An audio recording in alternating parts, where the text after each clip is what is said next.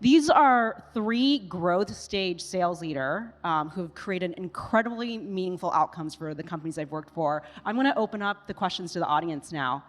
This is your chance to get to ask them anything. We've got one brave person walking up. Oh, 2 brave people. First of all, thank you for all of that. My question is, where do you go to continue your own personal and professional development? Are there certain podcasts, books, things you are really interested in? Because I find for myself, it's hard to keep up with all the MarTech, all the changing patterns, trends, and it's sometimes like information overload. And so just curious where you guys go to kind of continue your professional development.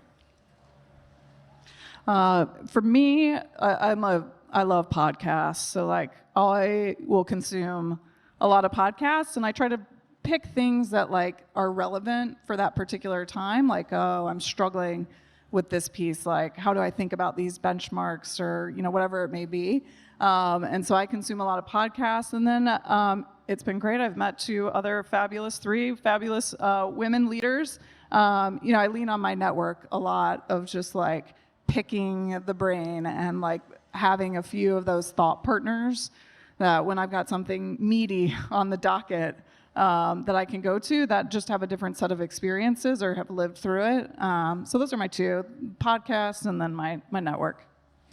I was going to say, I think there's a couple thought leaders in the space that I try to follow and kind of intentionally seek out.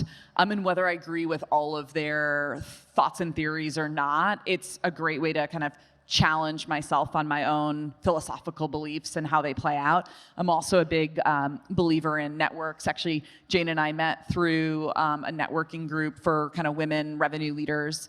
And then I also am a big believer that learning comes from all different directions in the role that you're in. I often feel like I get these inspirational moments with like my directs or people on my team, cross-functional partners. And so I think sometimes there's a misperception that you can only kind of learn top down. And I have been a big beneficiary of learning from a ton of different people at all different levels that I've worked with and finding inspiration moments across all different levels as well.